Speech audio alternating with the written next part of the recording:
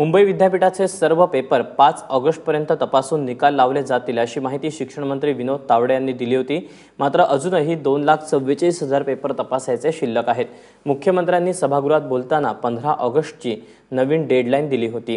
ही deadline संपायला अजूनही 10 दिवस शिल्लक आहेत। त्यामुळे येत्या 10 दिवसात 2.5 लाख पेपर तपासून पूर्ण होणार का यावर प्रश्नचिन्हच आहे। अनेक संघटना आणि विरोधक रोज या विरोधात निदर्शनं करतात। त्यामुळे आता विद्यापीठापुढे मोठं आव्हान आहे। बातमी सरकारच्या स्वच्छ आणि पारदर्शी कारभाराच्या चिंध्या एक करणारी। एकीकडे खाजगी बिल्डरला फायदा पोहोचवल्याच्या प्रकरणात प्रकाश मेहतांची गच्छंती होण्याची स्थिती असताना दुसरीकडे शिवसेनेचे मंत्री सुभाष देसाई सुद्धा भ्रष्टाचाराच्या आरोपांमुळे अडचणीत आलेत।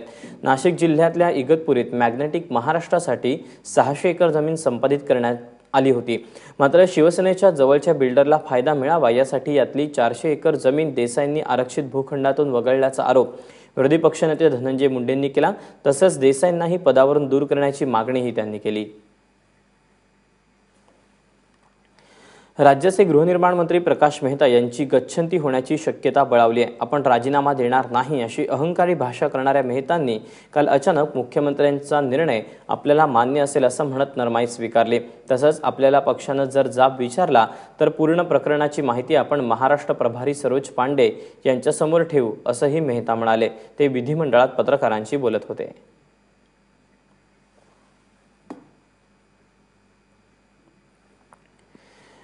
तावडेंच्या प्रकल्पाच्या घोटाळ्यात गृहनिर्माण मंत्र्यांना वाचवण्याच्या नादात मुख्यमंत्री वारंवार तोंडघशी पडत असल्याचं पुन्हा उघड झालं। मात्र या सगळ्या प्रकरणी काल पत्रकारांशी बोलताना प्रकाश मेहता नेमकं काय म्हणाले होते बघूया। माननीय मुख्यमंत्री विचार करण्यासाठी सक्षम आहेत। माननीय मुख्यमंत्री जे काही निर्णय घेतील त्याप्रमाणे होईल। या प्रश्नाचा उत्तर माननीय मुख्यमंत्र्यांनी दोन्ही सभागृहात दिलेला आहे। खालच्या सभागृहात मी पण दिलेला आहे। पुढचं जे काही या विषयासंबंधी ठरवायचं असेल माननीय मुख्यमंत्र्यांना पूर्ण अधिकार आहे। आतापर्यंत माझ्याकडून कोणीही एक्सप्लेनेशन मागितलेलं नाही। पक्षाच्या प्रभारी येतील, एक्सप्लेनेशन मागतील, मी सर्व प्रकरणाचा एक्सप्लेनेशन त्यांच्याकडे सादर करणार। ताडदेव प्रकल्पाच्या घोटाळ्यात गृहनिर्माण मंत्र्यांना वाचवण्याच्या नादात मुख्यमंत्री वारंवार तोंडघशी पडत असल्याचं पुन्हा उघड झालं। प्रकल्पाचं काम मार्गी लागल्यानंतर मुख्यमंत्र्यांनी प्रकल्पाला स्थगिती दिल्याचा दावा मीडियासमोर केला होता। मात्र प्रत्यक्षात मीडियामध्ये बातमी आल्यानंतर प्रकल्पाला स्थगिती दिल्याचं आता उघड झालंय। त्यामुळे पारदर्शी कारभाराचा दिंडोरा पिटणारे मुख्यमंत्री मेहतांच्या प्रेमापायी तोंडघशी पडलेत। इकडे नोटाबंदीच्या काळातील 24 दिवसाच्या टोलमुक्तीची 124 कोटीची भरपाई टोल कंपन्यांना देण्यास विरोधकांनी आक्षेप घेतलाय। फक्त 24 दिवसात जर Mumbai Pune expressway, Mumbai entry point आणि वरळी सीलिंगवरची वसुली 124 कोटी रुपये होत असेल तर 1200 कोटी रुपयासाठी वर्षानुवर्ष टोल वसुली कशी केली जाते असा सवाल काँग्रेस आणि राष्ट्रवादी काँग्रेसनं विचारलाय। भरपाईची भली मोठी रक्कम बघता टोल वसुलीत मोठा घोटाळा आहे आणि त्याची चौकशी करावी अशी मागणीही विरोधकांनी केली आहे।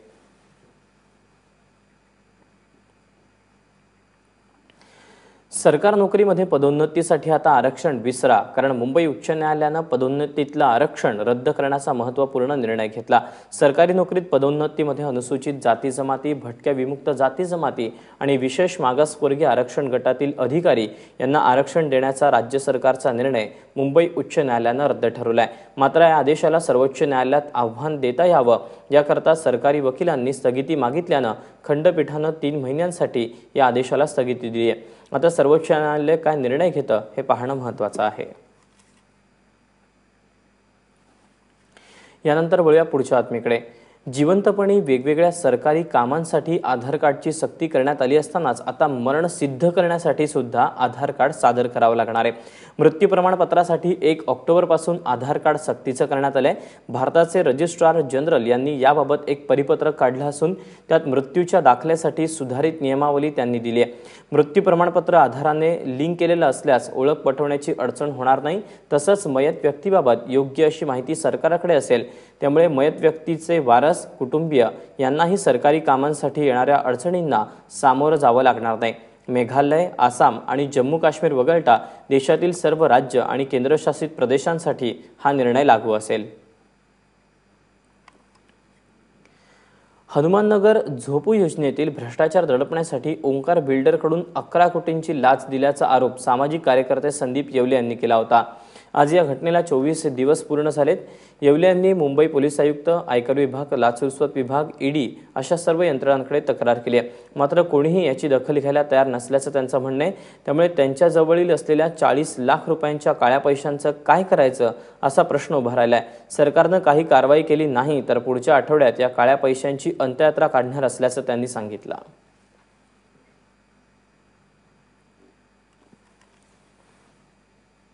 तो सरकारी यंत्रणा के हाथ सही में कानून के हाथ और सरकार के हाथ बहुत बड़े लंबे होते हैं, ऐसा मैंने सुना था और वो सुना था. वास्तव में ये है कि बिल्डर के हाथ बहुत बड़े लंबे हैं और माननीय मुख्यमंत्री की सेटिंग कर दी है. ये खुद कौशिक मोरी जी बोले थे. कौशिक मोरी जी बोले थे कि मुख्यमंत्री का जो फंडिंग का काम है हमारे कमल किशोर गुप्ता करते हैं. तो ये बात में अभी हमको सच्चाई लग रही है कि इतनी बात की गंभीरता को देखते हुए माननीय मुख्यमंत्री जी जो पारदर्शिता की बात करते हैं अभी तक इस योजना के ऊपर स्टे क्यों नहीं दिया. फिर कौशिक मोरी जी बोले थे कि हमारा सेंट्रल से लेकर टच है, 4 मुख्यमंत्रियों का इसमें पैसा है, बड़े बड़े इसमें पॉलिटिशियन जुड़े हैं, हम राजनीतिक पार्टियों को पॉलिटिकल फंडिंग, इलेक्शन का फंडिंग देते हैं. तो वो उन्होंने खुद बोला कि फिर मेरा ये सवाल है कि माननीय कौशिक मोरी जो बोले वो बात सही है क्या. फिर अमित शाह जी और नरेंद्र मोदी जी इनका क्या कनेक्शन ओमकार रियल्टर्स के साथ है, ये बहुत बड़ी संशोधन का विषय है. तो ये बात को गंभीरता में ध्यान में रखते हुए जो विधानसभा के अंदर जो एक बहुत बड़ा एक कदम उठाना चाहिए था वो दिख नहीं रहा है. इसका मतलब क्या सभी लोगों के हाथ दबे हुए हैं. ये बहुत मेरे सामने बहुत बड़ा प्रश्न चिन्ह है. अभी हम अगले हफ्ते में काला पैसे की अंत्ययात्रा निकालने वाले. राज्यात क्रिकेट सोबतच फुटबॉलकडे जास्तीत जास्त मुलं आकर्षित व्हावीत यासाठी फिफा विश्वचषक स्पर्धेनिमित्त मिशेल 1 मिलियन फुटबॉल क्रांती आयोजित करण्यात आली. ऑक्टोबर महिन्यात 17 वर्षांखालील वयोगटासाठी भारतात फिफा विश्वचषक सुरू होणार आहे. फिफा विश्वचषकाच्या वातावरण निर्मितीसाठी राज्यात 8 सप्टेंबरला 10 लाख मुलं-मुली शाळांमधून फुटबॉल खेळणार आहेत.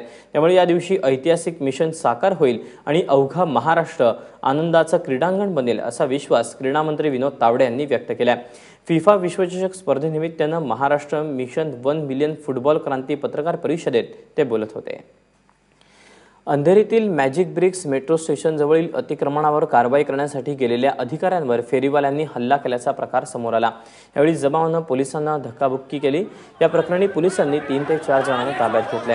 महापालिकेचे अधिकारी अंधेरीतील मॅजिक ब्रिक्स मेट्रो स्टेशनजवळील एके रोडवर अतिक्रमण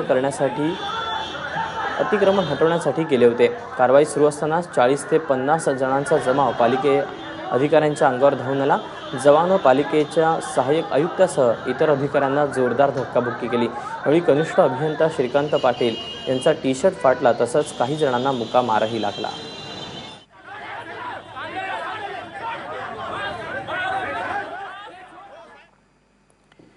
शिक्षकांनी विद्यार्थ्यांना शाळेतून बाहेर काढल्याचा धक्कादायक प्रकार कल्याण डोंबिवली महापालिकेच्या प्रबोधनकार ठाकरे शाळेत घडला. नेतिवली परिसरात प्रबोधनकार ठाकरे प्राथमिक शाळा आहे. या शाळेत मराठी आणि इंग्रजी माध्यमात 7वी पर्यंतचं शिक्षण दिलं जातं. इंग्रजी माध्यमात जवळपास 200 मुले शिकत असून त्यांना शिक्षणासाठी आणि शिकवण्यासाठी वेगळे शिक्षक नसल्यानं मराठी माध्यमाचे शिक्षक त्यांना शिकवतात. मात्र काल सकाळी नेहमीप्रमाणे हे विद्यार्थी शाळेत गेल्यानंतर मराठी माध्यमाच्या शिक्षकांनी त्यांना शिकवायला नकार दिला आणि वर्गातून बाहेर काढला. त्यामुळे ही मुलं तासभर चक्क जिन्यात बसून होती. हा प्रकार पालकांना समजल्यानंतर त्यांनी मुलांना थेट महापालिका मुख्यालयात नेलं. नालासोपाऱ्यात कौटुंबिक वादातून पतीनंच पत्नीची हत्या करून तिचं धड कापून एका बादलीत टाकलं. अजय यादव असं आरोपीचं नाव असून पोलिसांनी त्याला अटक केली. सरोज यादव असं मयत पत्नीचं नाव आहे. नालासोपारा पूर्वेकडील संतोष भवन परिसरात शर्मावाडी चाळीत हे राहत होते. रात्री तिन्ही मुलं झोपली असताना आरोपीनं धारदार चाकूनं पत्नीचा गळा कापला. तिचं धड प्लॅस्टिकच्या बादलीत टाकलं. शिवाय तिच्या मृतदेहाचे तुकडे करून चादरीत गुंडाळलं. सकाळी मुलं उठल्यानंतर ही बाब उघडकीस आली.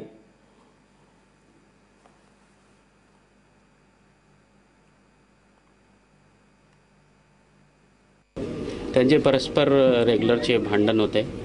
ते दारू पिऊन घरी येत होते आणि त्यामुळे असा दिसत आहे.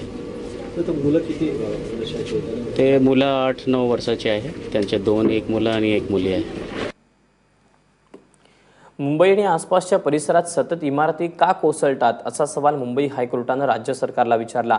4 एप्रिल 2013 रोजी मुंब्र्यामधल्या शेळफाटा भागात लकी कंपाऊंड इमारत कोसळून 74 जणांचा मृत्यू झाला होता. त्या प्रकरणात पुढील चौकशी न झाल्याबद्दल मुंबई हायकोर्टानं राज्य सरकारचे कान पटले. काही दिवसांपूर्वीच या प्रकरणात अटकेत असलेल्या सर्वांना पुराव्याअभावी सत्र न्यायालयानं जामीनही मंजूर केला. या संदर्भात रईस शेख यांनी हायकोर्टात जनहित याचिका दाखल केली. हायकोर्टात जर याचिका दाखल झाली नसती तर तुम्ही काहीच केलं नसतं, अशा प्रकारे कोर्टानं सरकारवर ताशेरे ओढले. इमारत दुर्घटनेत अनेक निष्पाप लोकांचे बळी जातात, त्यामुळे अशा प्रकरणांमध्ये संवेदनशीलपणे वागा असंही हायकोर्टानं म्हटलं.